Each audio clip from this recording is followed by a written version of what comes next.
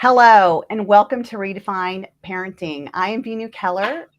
I want to welcome you to Spanglish World Networks and her network on Zingo TV, channel 250 and 251. Please remember to download both Zingo TV app on the respective app stores on iOS and Android devices. While you download, please make sure to rate and leave a comment. This app is free. Zingo TV is also available on Google Chromecast, Amazon Fire and Fire Sticks, Roku Sticks, and all smart TVs from 2016 and forward. So today is very special to me. Um, as we wrap up Mental Health Awareness Month in May, I thought that this would be a great topic to bring forward. Many people know my story because I've been very public about it. I've actually gone to schools all over the country speaking about suicide awareness and bullying and self harm. And I had spent 21 years of my life contemplating suicide. And one of the stories I share with people is the day that I told my mom I wanted to commit suicide. And knowing that she spent every minute of her night checking on me to make sure I'm still breathing because she didn't know if she was going to take me seriously. Was this a cry for help? Because this is back in the 80s. You know, we didn't have social media.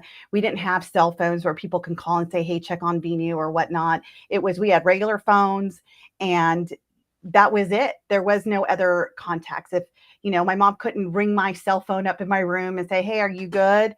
It was literally walking up the stairs, put her hand over my face, make sure I was breathing. And, you know, I was serious. That was the day that she didn't know that I attempted it. And I had a friend that saved me. And what I've realized over the years is the sense of loneliness, the sense of feeling that I don't belong somewhere, the sense of feeling like there was no peer group that was inviting me to go out, that I was invited to be a part of, and the impact it had on my life of how some people had this expectation of me, some other people had this expectation of me, and I didn't know what my own expectation was of myself, and I just felt like a failure. I felt like nothing I was going to do was ever going to be better in this world. My internal language became what I kept hearing my entire life about bullying, about being ugly and how no one would ever marry me and I was going to be lonely. And the thought of just being lonely the rest of my life, if this is how I felt at 13, 15, 16, how am I going to feel as an adult lonely? And it cascaded into this constant exit strategy for myself. And then I found myself married and I had kids. And now I had to learn how to be a parent. And that kept me alive. And, you know, it wasn't until I realized I went to an event in 2007 that changed my life. And I realized that I was going to live until the good Lord took me away at at his choice, not mine. And I didn't know what that was going to look like. And I'm so glad that I made that commitment to myself, not only to myself, but to the world and what I'm doing. And when I met our guest, Deborah, I met her at an event recently. I'm really close to her brother. As a matter of fact, I said, oh, he's my big brother. And she gave me permission to share him as a brother now. And, you know, I knew her story from her brother, but I didn't meet her. And to come eye to eye with her and just have a deep discussion and how open she was to tell me about the loss of her son, it was like my world just collided. To hear a story about somebody and then meet them and then hear it from them, it was like so surreal for me. And it was almost in this moment of I felt her pain as a mom, but I also felt her son in that moment as well because I lived it. And it's like when you live that moment, you get it. Mm. You get it. And I brought Deborah on today because I she's so brave and she wrote this beautiful letter about her son to help other parents. Like we can say what are the signs that we're missing and what not. And I'm going to let Deborah share her story and you'll see that sometimes there are no signs until after Mhm. and then we start to realize what we missed. So Deborah, I'm just going to give you the mic now to allow you to share, you know, what led up to it, what you feel, what happened, and then where we're at now. So, thank you so much for having me on. I definitely, I believe that nothing happens in life. Everything I live on purpose, so Mm, everything in life has a purpose, and we don't necessarily have to like anything that is happening to us for it to have a purpose. So, um, I have to share. I am a mom of six, and I've been married for it'll be 22 years in July, and in my world, I went to college. I didn't have, it was eight of us. So you met my brother Stephen, but it was eight of us. And so I come from a very big family, and just foundationally feel like I knew, I mean, I had normal adolescence, teenage years, crazy, doing what I wanted to do. And so, when I decided to have a family and get married, I was going to do everything that I knew right. If that makes sense. I'm going to bring my Yes, it kids does. up, and I'm just going to do what's right, whatever that means of a model family. And I went to school, got my education, and all of that. Graduated from college, got married. And definitely I was in my 20s when I had my son. And I have five girls, and John Boy was the only boy. And the girls, actually, my girls named him John Boy. We didn't even name him John Boy, and poor thing. And he was a kid who, when he was little, I would say, go get your boots. He said, they're not boots, they're shoes. So he was very meticulous, very structured, very, he just, things had to be a certain way. And I'll never forget this weekend, November 2021, which was this past November. It was I was away in Minnesota. I worked for Stephen, and we were doing our annual kind of end of the year thing. And I would remember sitting there in our meeting, and I felt really sick to my stomach, and I just started feeling really ill. And I was like, okay, something's going on. I wasn't sure. And about that, later on that day, I'm like, something's just not right. So I was like, well, I woke up that morning, and I just clearly heard, you need to go home. And I'm like, okay, go home. Okay, I'm not supposed to leave till Monday. I'll leave Sunday. And it was like, no, today, go home. And I literally changed my flight, and the team could tell something was going on. And I got to the airport, and I called a couple of friends. Hey, would you pray for me? Something's going on. I'm not sure what's wrong. And I got home. Everything seemed pretty normal. Okay. My husband was traveling, and the girls were all there. My oldest daughter was there from college, and she was watching my younger kids. And I have twins. They're almost 5. And so everything seemed pretty normal. That when I got home, and I felt relieved, I'm like, okay, maybe I just needed to be home. And about that Sunday morning, we woke up, and I said, I'm going to take them to breakfast like I normally do. I normally would go to church, but I'm going to just would spend time with the kids. That was what I felt to do. And I took pictures. And I yet to have shared that picture, because it was my last picture of all of them at the table. But I always would take them to the breakfast, and I would take a picture of them at breakfast. And my son was disconnected. He didn't want to go with us. My oldest wrestled him out of bed. Come on, you going with us? And he had his hoodie on the whole time, and he was kind of fighting with the girls, kind of bit, just very disconnected with us. And even at breakfast, he had his hoodie on. He wouldn't talk, and I was like, okay, this is strange. But I really didn't know. I was like, well, maybe he was out late. I knew he was out late with his friends. I'm like, well, maybe he's just just being a teenager. And I'm just going to be very honest with you. Boys are different. I have all girls and one boy. So I just kind of always let him be aggravated, irritated, and disconnected, because I felt like, that's just what boys do. I only had one, so I don't really have a lot of experience. And, boys aren't super chatty. Girls are going to demand what they want. So boys can get lost in the shuffle, if you will.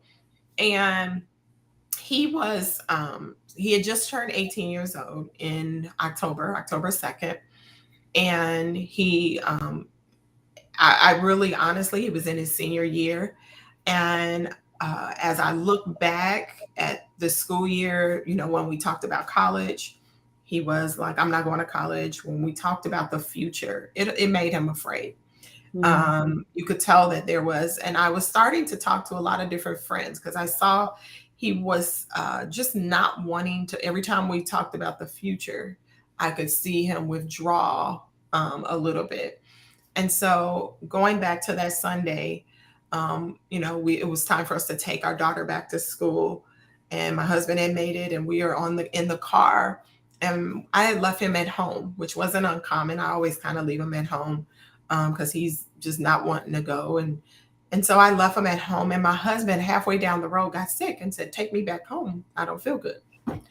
My blood pressure is up." And I'm like, "We're all," and I'm being I'm being a crazy lady. Like, "Oh, we just left. We can you can make it." He's like, "No, take me back home." And so we took him back home. And I went in the house and I said, "John, boy, you're gonna have to ride with me to take your sister back. I've been traveling. I can't do this drive by myself. I'm gonna need you to drive with me." And he was so angry. He was so angry. And I really believe that he had a plan and we had interrupted it again. And this was probably the third time that weekend his plans got interrupted because me Mm. coming was not a part of the plan. And just to find out, and this is details I haven't shared with anybody, is that he actually had it planned for Friday. Mm. Um, he had been planning all weekend. And he had kind of had some issues with some friends, and there was just a lot going on. I would have to call it he was in the perfect storm. Yeah.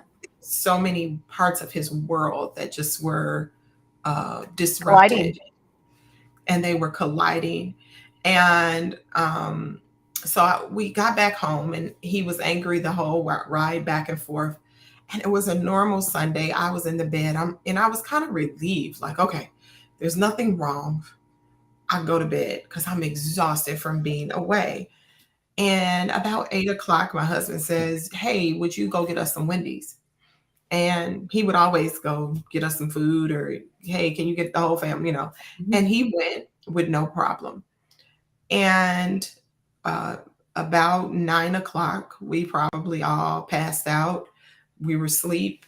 And little did I know, he was in the other room sending goodbye texts to all of his friends. Mm. And I'll never forget, he would come say goodnight to me every single night without fail. "Mommy, I love you." So he came and hugged me. And I even said to my husband, I said, "I don't need you to ever hug me, because if John Boy gives me hugs like this, I'm good." Like, I cracked a joke. And he said, "I love you." And he gave me a really tight hug. And that was his last words to me. And he went around the other side of the bed and gave his father some dap, like that. And we thought nothing of it. It was our normal routine bed at night.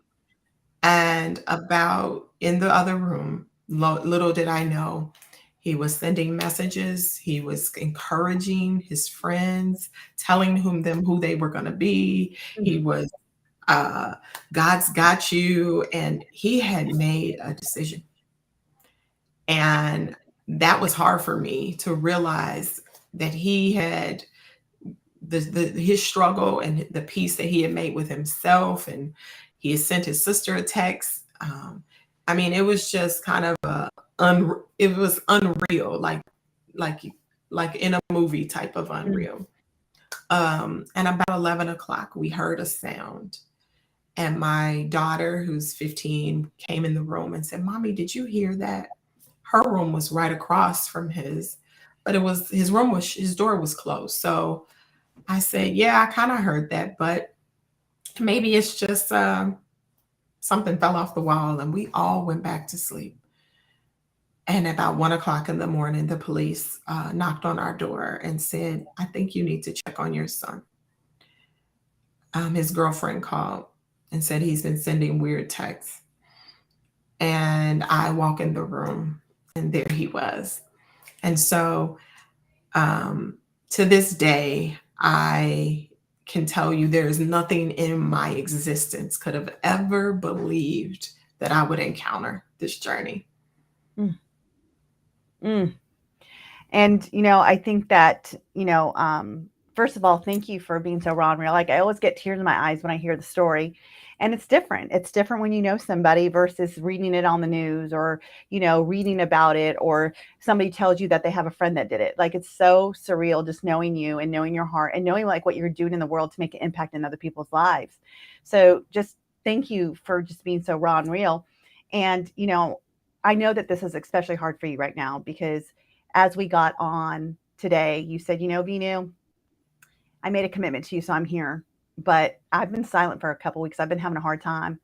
That I feel like another cycle of grief has just hit me, and I just would love to know, because I think that people think that, okay, we go through something, we get over it, we move on, we find the gift, we heal from it, and I know that John Boy wants you to be strong, love, and live his legacy for his sisters and yourself and your husband, and yet the healing is still happening. And so I think parents need to understand that, like, it is okay to give yourself some grace and to know that you're going to have your strong days, and then you're going to have your not so strong days. And can you just maybe share a little bit about like what you've been going through the last 2 weeks? Because I know you said it kind of stemmed from graduation and prom and everything. We made it through Christmas, and that was different. And a part of my personality is trying to see the glass half full, trying to see the brighter side, trying to remain strong, I guess, to realize, and I do believe that God uses everything. So that's my faith is what centers me. But I think one of the things that I am learning is my humanity. And a lot of us don't embrace our humanity to realize that there is a very, although I have a strong faith, the last few weeks, I have to say, um, it was as if when it was time for the year to end of school, it was there's his school decided to do a memorial in his honor, and they planted evergreen, and they planted a garden.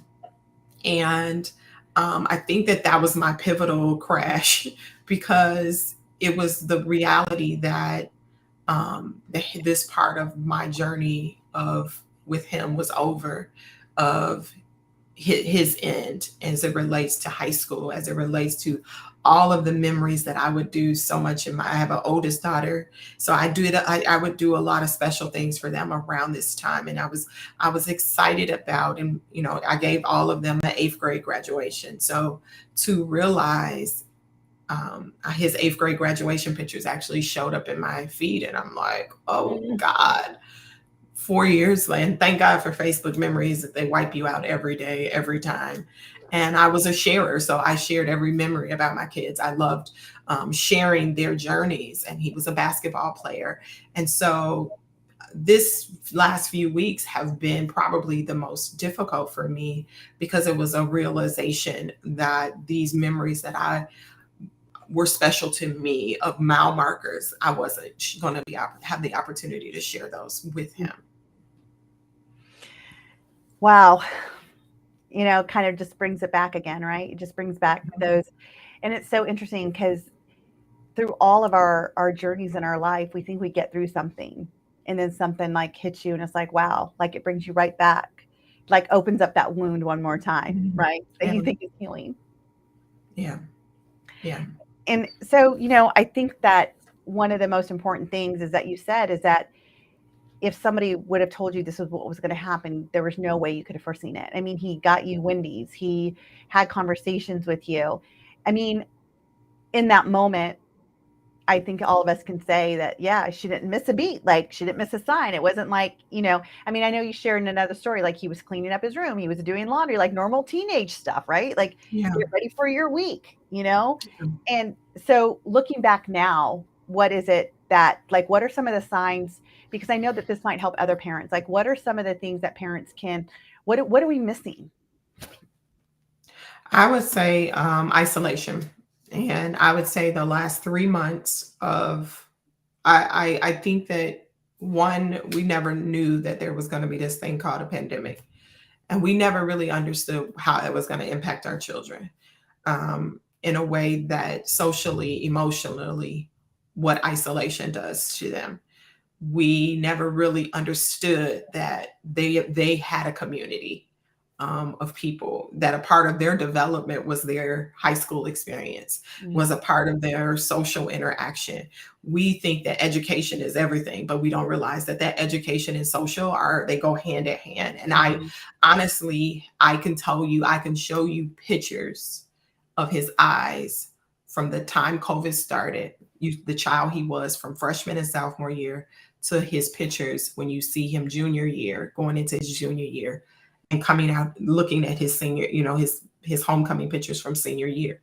You will see such a shift in a child, of not just his happiness, his sadness. He kind of was sad all the time. And some conversations that I was sharing with my husband that me and him had. He worked at Arby's, and I would drive him back and forth if he couldn't use my car or whatever. And we had a couple conversations, and he was like, "I don't like people anymore." He was like, Mm. "I don't trust anybody." And that's not normal. Like, you don't like nobody. And I realized he had started pulling himself away from some of his core friends, and was kind of shifting into this another world. And what I guess, everyone's child is different, but one of the things that I know is not okay is isolation, when your children don't want to interact with anyone. And I mean, to the point where they begin to build a world that is um, outside of it almost. And because he was a gamer, and I do have a caution for parents that allow their children to spend 8 and 10 hours on a game. I do caution. And the reason why is because what I didn't learn about till after he was gone, what there was a whole nother world that he was a part of. And think about your 14, 15-year-old, your 10-year-old talking to adult men all the time, or adult gamers, and they're being all of that, and they have the headphones on. So you don't have any clue that they're Mhm. being cussed out on a consistent basis, or the language and the exposure. And that was one of the things that I say, is that if you're going to allow your child a game, be a part of their gaming world.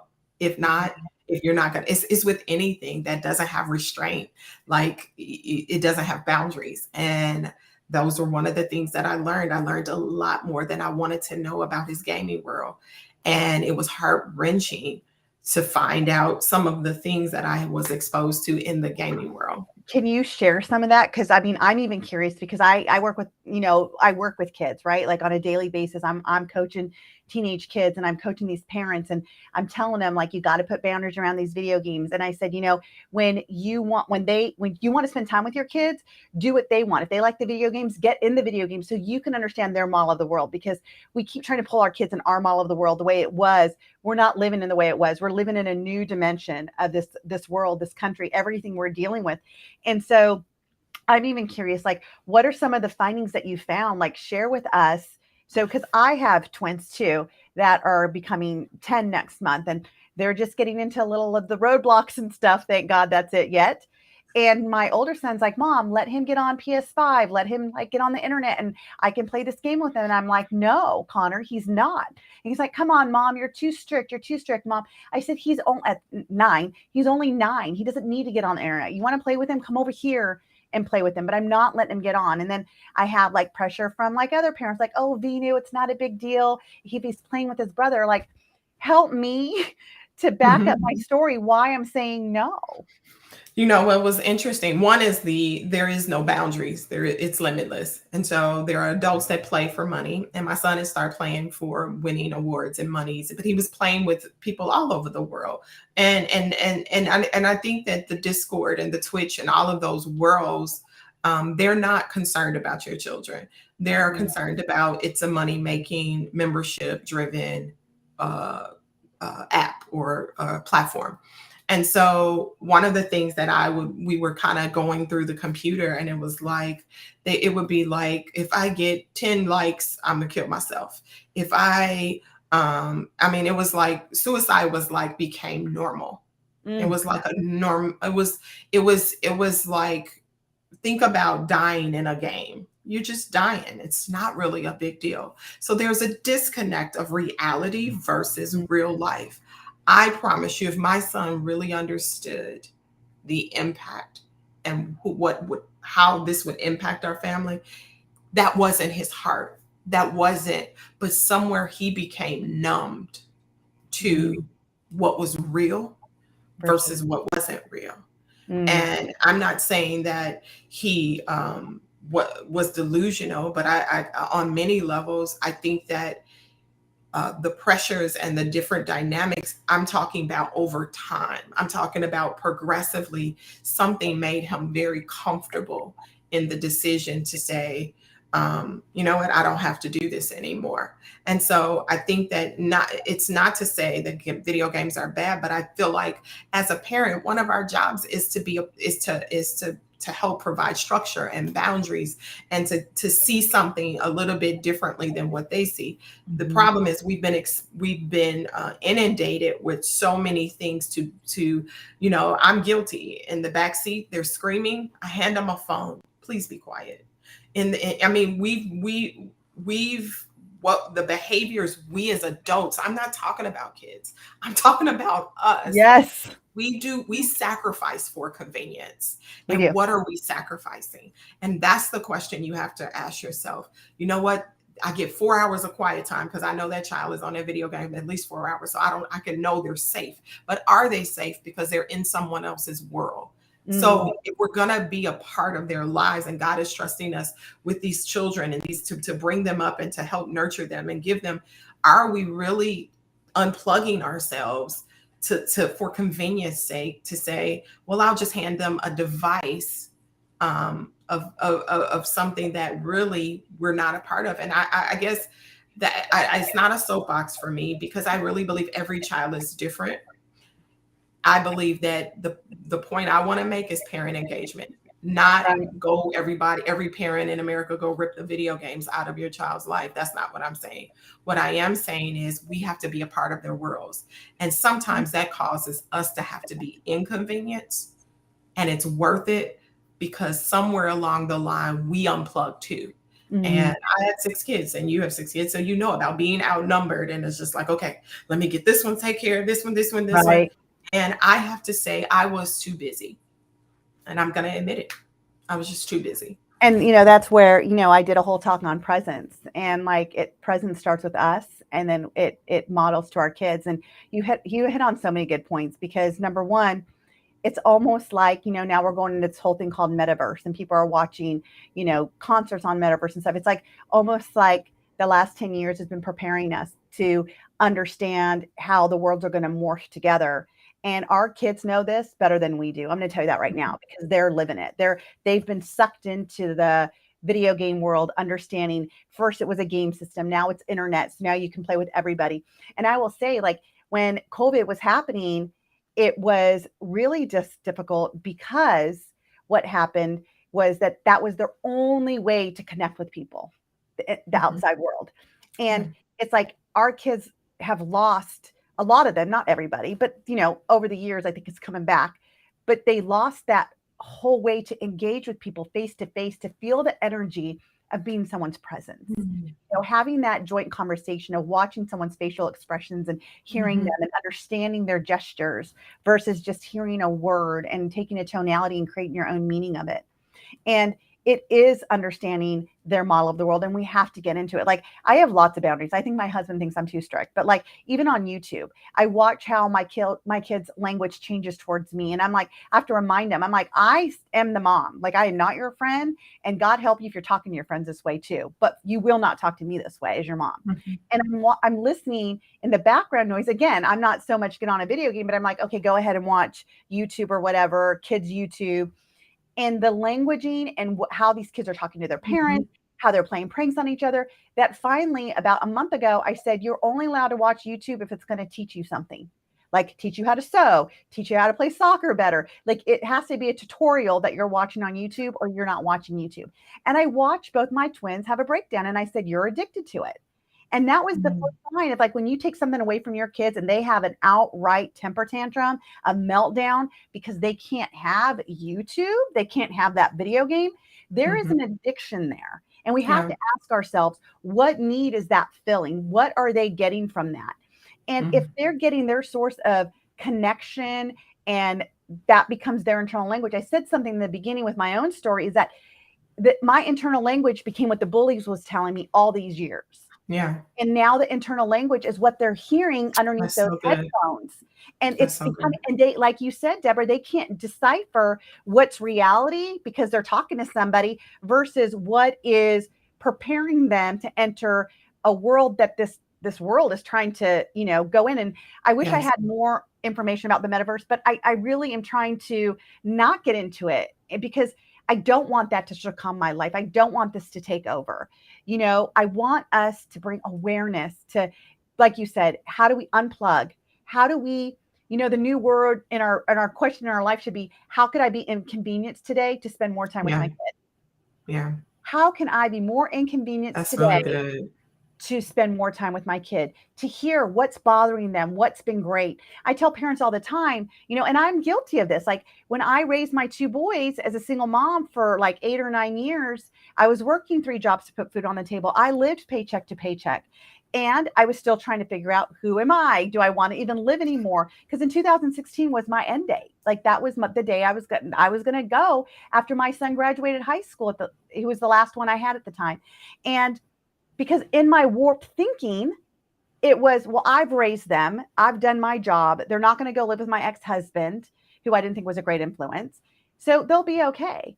Little did I know, now that they're 28 and 23 and that my oldest one's married and has a kid, they need me now more than they needed me then, Yeah. and I did not realize that because in my mind I thought everybody would be better off without me. We create this story that we get involved in, and we can't decipher if that's really true, or is that story that I'm making up for myself true? And it's interesting you said that you had a cutoff date or a time. He had a cutoff. He said 11 o'clock is my time, my cutoff. He used that word. He said my 11 o'clock, and he did it at exactly 11 o'clock, which leads me to believe, and this was a communication he was having with an individual. And he had told the individual, "You could save me. You're the only person that can." And I dare not disclose, that whole thing. But what I'll say to you is that um, you need to be a part of your kids' friends, Yes. because at some point that night, if one of his friends has called me or and said, "Hey, Miss Anthony, hey, I got this weird text from John, and I don't know, could you just? I'm worried about him." He texts like 20 people. Out of 20 people and talking to people, some of those people for 40 and 45 minutes, not one of them called us. And I say that to say is that that's a disconnect too for me, is that I began to, because he was a boy, and of course, girls, you're worried about their boyfriend, right? You're worried about who they're, and the girls are kind of more open to who their social life, but boys kind of have a tendency, you just trust them, Mhm. be at home at this time, and he was very responsible. So for me, I kind of had disconnected from who was in his world, and I didn't bring them in like I did with my daughter. Like, who's your friend? Where are you going? What time? And Right. I had to know who everybody was. And so I share that to say is that many times, and as I look at it, and you could speak to the experience of what he might have been thinking or what he could have been thinking. But one of the things I do know is that he had made up his mind. And it was probably, I would say, there was nothing that I could have done. Me and his father was in the next room. And so it wasn't like he didn't know we loved him or we couldn't help him, but it was something within him that felt very strongly this was a decision he had to make. And I don't in any way want to normalize suicide, but what I do want to normalize is parents of my own inability to respond faster. Some of the words that he would say is, "I don't like people." Some of the things that he would say in his isolation, I should have moved. I had counseling appointments, interesting, set up. I didn't move fast enough. And I would tell parents, uh, even if you don't think, even if your child says, "Oh, I'm fine," I would still, we have this thing called intuition that is inside of us. We can Mhm. feel things, move on it. And even if you're overreactive, I would rather you overreact than not save their life. Oh my gosh. I just had a conversation with one of my coaching clients today. She's like, I have this red flag about my son, not about suicide, about something else. And I said, you know what? I rather be seen as the parent that overreacted to my red flags of my mama intuition than find out later that there is a problem and now you have to go deal with that. I said, you know what? We are their mamas for a reason. We're not here to dictate their life. We're here to guide them. And I always tell parents, be curious, not critical. If we could just get more curious to get more information from them to help guide them. And, and I will just piggyback off what you said. I'm not blaming anybody for not telling you. It's how do we make our kids' friends feel comfortable of coming forward? And you're not a snitch, you're not tattletaling, you're not doing anything but possibly saving your friend's life. I asked my best friend, we've been best friends for 43 years. I talk about her a lot. Her name's Tiffany. And so we've been best friends since we were 6 years old. I'm aging myself right now. And I remember asking her a few years ago, I said, you were the only person that knew I cut. I said, why didn't you tell anybody? And I said, I mean, in the moment, I'm glad she didn't, right? At 15, but I'm just curious now. And she says, because I knew I was the only person you trusted. And if I would have told, who would you have had in your life? And I didn't want you to do something stupid. So I knew you trusted me and I needed to keep that with you. And I get chills saying that because that was my truth at 15. That's what the 15-year-old brain is thinking. Our brains are not developed. Our brains for girls don't stop developing until 25 and for boys 28. So our frontal lobe, that executive functioning, that reasoning, that understanding that consequences have long-term effects on our life is not even there. And that's why we need our parents. Us parents are our kids' frontal lobe right now, especially in their teenage years when they're trying to separate independence of what I know I can do. I don't need you anymore, mom. I'm not a little boy. I'm not a little girl. To I need you. Like I need you right now to help me pivot and get through this. And, and I know because we've had conversations that you had good conversations with your sons, with your son and your daughters. And what I say is, how do we create that open and safe and trusting space is we ask deeper questions. Like I was saying, when I was at Single Mom, I used to ask my kids, how was school? And they would say, oh, it was good. And I'm like, oh, okay. What do you want for dinner? Right? Like everything is great. I got so much going on. Again, inconvenience. So let me just get you your dinner. And then get your homework done and you guys know what to do. Instead of saying, well, what was good about it? Did you have any challenges today? Is there anything going on that I can support you on? Any discussion that you want to have? Like create that. And so that's what me and my husband started doing. Like, when I started this whole get curious, not critical and teaching parents that I'm like, we have to be this is our pivot. This is what we get to do differently with our kids now that they're twins.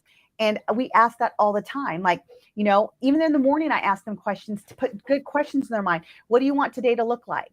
And they'll say, oh, it's going to be a great day. What would a great day look like to you? What's your responsibility and ownership in having that great day? And teaching them that. So, and then as soon as they come home, what do? They're like, mom, guess what kind of day I had? I'm like, a great day. And they're like, yeah. I'm like, well, tell me about it. What specifically was great about your day? So we can have that conversation. And I want to build that now at 10.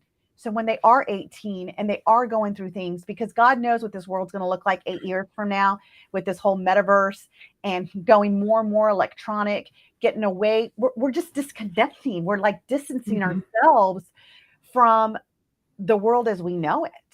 Yeah. We're all becoming digital. And, I know we had a great discussion on that panel that you had me on in that group. And we were talking about like the responsibility of what teachers are also seeing at school. Like what are kids doing at school? Like if you hear something, say something.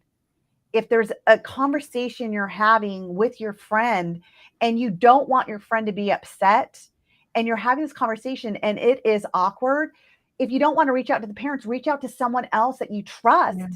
What do you think about this?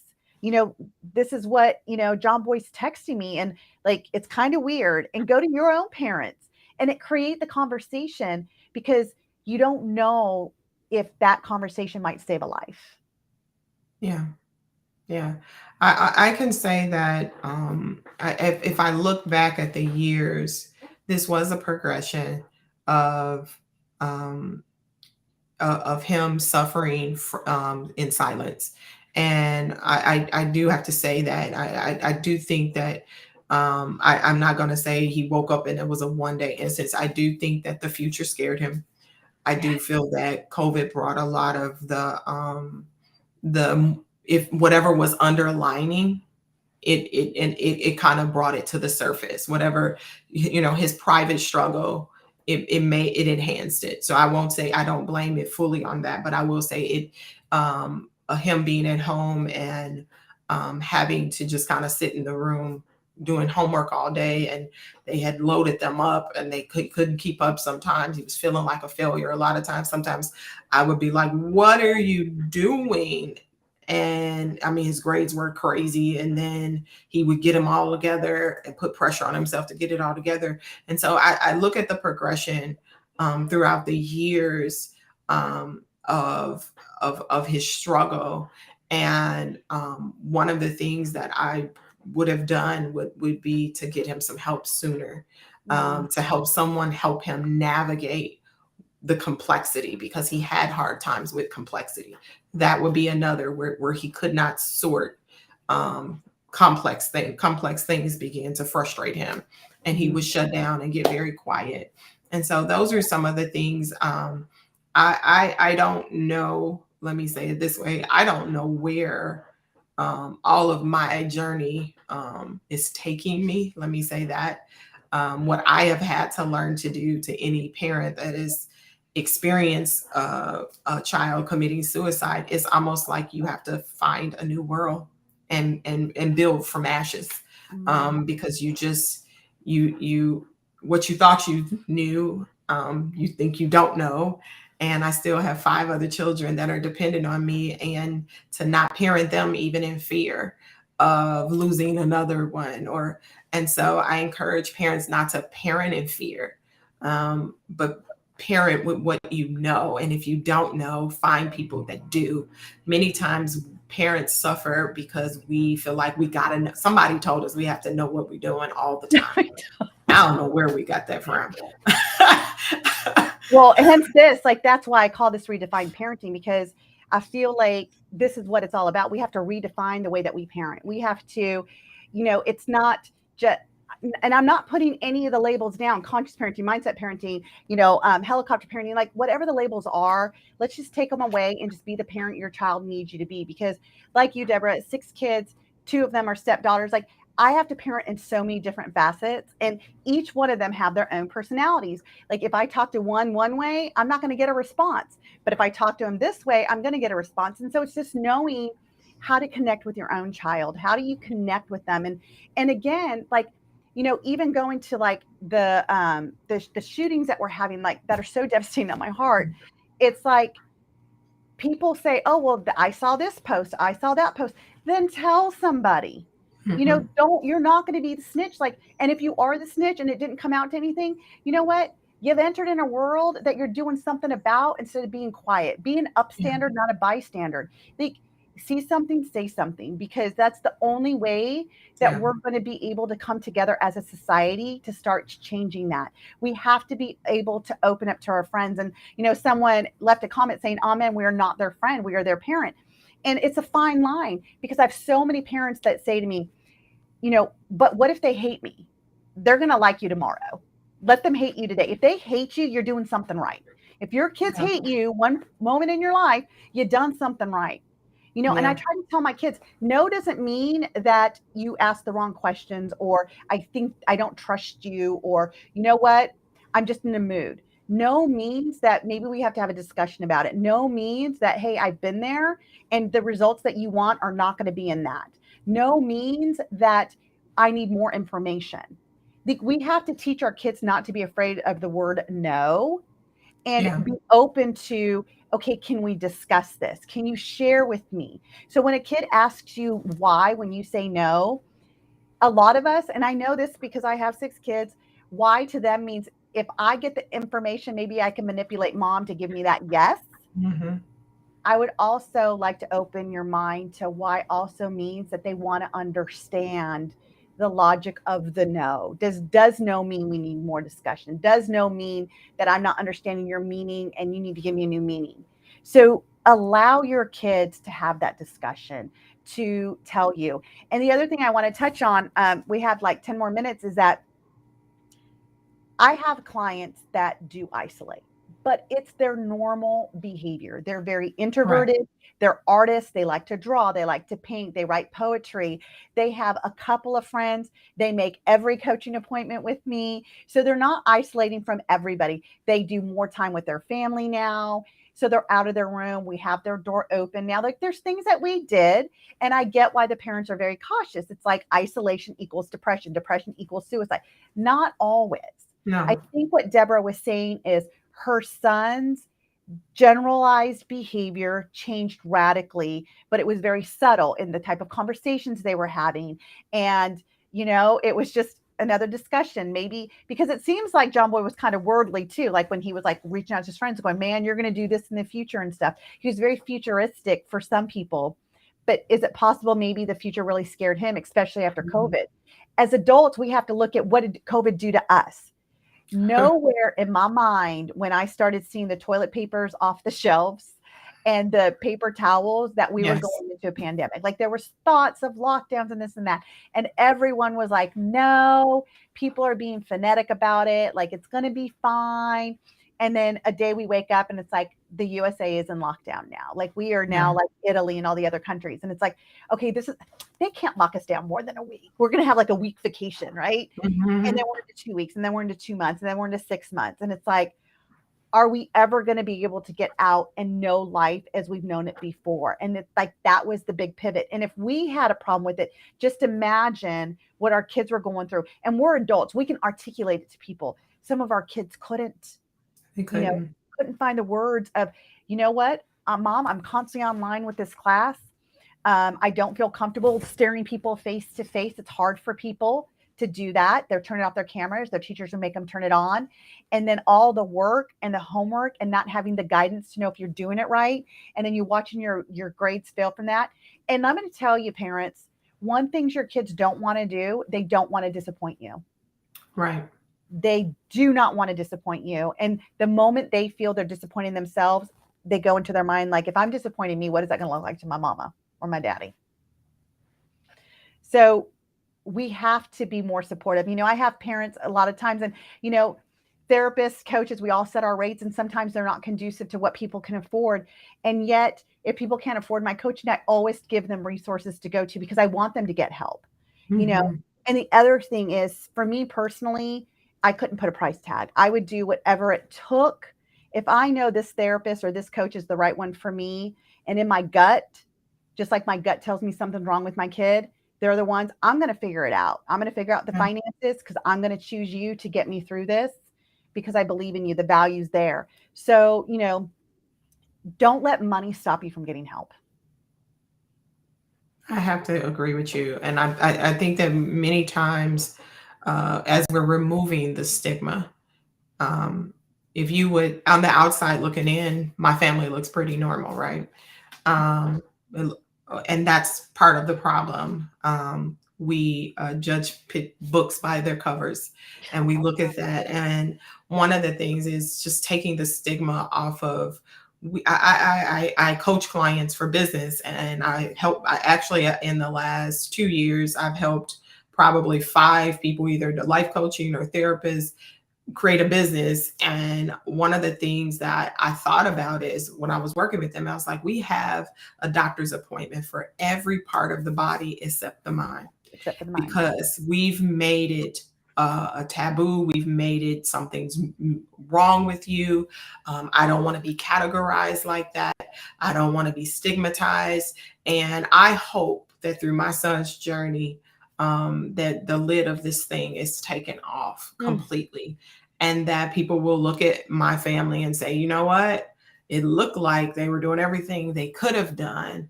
But what I have to say is getting kids help ahead of time and getting in front and being inconvenienced to get them help.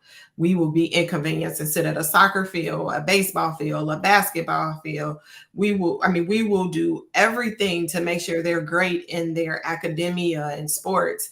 But this part of it is so critical. And so if I don't have any words or final words to say to anyone that you feel like you're doing everything right, get the conversation started, get somebody else involved in the conversation, getting mentors, for your children, and finding someone that they can connect with, that has been where they are. Mm, Uh, and one of the things that I've done for myself, in the last 3 weeks, is I'm trying to find a community that can really relate to what I'm going through, because I'm starting to feel a little batty. Like, is this normal? Am I doing grief right? Or is there a right way to do grief? And, are my kids getting what they need? And how I handle it is I stay busy, but am I being healthy for my kids by staying busy?